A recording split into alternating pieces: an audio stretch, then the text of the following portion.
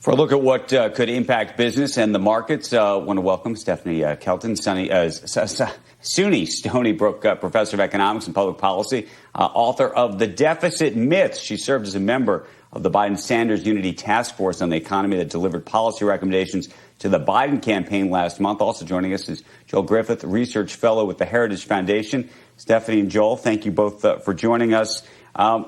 Let's talk a little bit, Joel, about what you think would happen in a second Trump administration. What changes?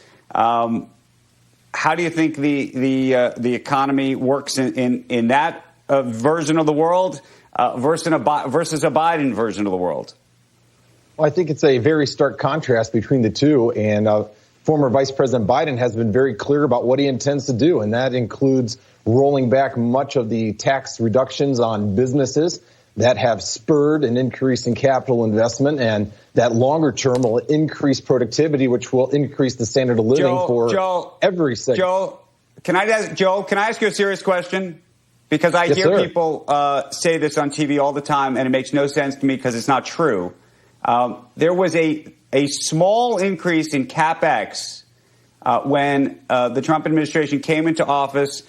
Maybe you could argue it was the initial results of the tax cuts.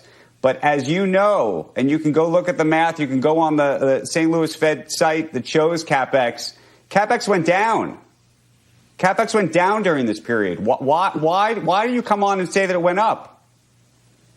Well, following the tax cuts, after those were enacted, we actually did see, as you just referenced, we saw an increase in capital expenditures in that investment component. Now, we had a few other developments in here. We also saw a lot of trade friction. Much of that was needless. There's no one solution to economic growth. We need to have free trade, and we need to have lower taxes, and we need to have those other incentives in place. So, yes, we saw the initial increase in CapEx, which does have a long-term increase on productivity. At the same time, we took a few steps backwards on trade. So in the next administration, if that is President Trump, we need to see a continuation of the tax policies that began to set us on a better long-term footing. At the same time, we need to see increased business certainty. Our businesses need to know, and our investors here at home and abroad need to know that we are open for trade and that we are going to try to expand free trade across the globe. Now, Vice President Biden, on the other hand, he has talked about his energy plan, which is pretty much a Green New Deal light. We know that that will have an impact on average families. We know that the Green New Deal cost would be $7,000 per year. That would make us looking a lot more like parts of Europe, which have far less disposable income per family because energy costs are so much higher. Right. Stephanie, let me come to you on this with the tax issue, which is that Biden, and Biden said it in our interview right here on Squawk Box a couple months ago, said even if we're in the midst effectively of the pandemic, because I pushed him on this, would you raise taxes? Meaning if you're trying to create a recovery, would you raise taxes in the midst of it? And his answer was yes. Do you think that's right?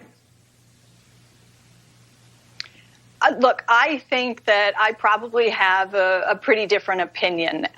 For me right now, I think I would be looking more for something analogous to what Chairman Powell has told us that he is going to do with respect to monetary policy. When Chairman Powell said we're not even thinking about raising interest rates, the sort of fiscal analog to that would be we're not even thinking about raising taxes, as you say, in the midst of a pandemic. But I got to say, the compulsion to increase taxes is really driven by concerns about doing anything that adds to the deficit. And I think that's what happens. Politicians want to try to pay for their program. Democrats seem to want to hold themselves to a different and they think higher standard than their Republican counterparts in the sense that, they want to try to show that they can accomplish their agenda without adding to the deficit. And I think that's what gets behind a lot of this sort of stuff. So, no, I have a different opinion, but I understand, I think, the politics that drive Vice President Biden to say, listen, we can afford to do the kinds of things that I'm talking about, the agenda that I'm pushing. But Stephanie, if he were to raise taxes in the middle of all of this, do you ultimately believe that would be bad for the economy?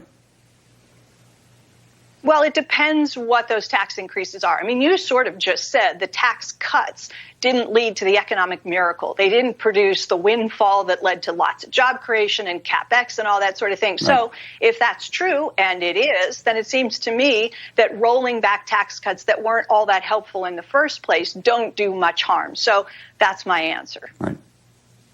Okay. And then finally, real quick, Joel, in terms of the confidence that people have in the economy, how much do you just look at leadership broadly? And I think it's hard to look at what's happened during this pandemic as a great exemplar of leadership in terms of what it's actually meant for the economy.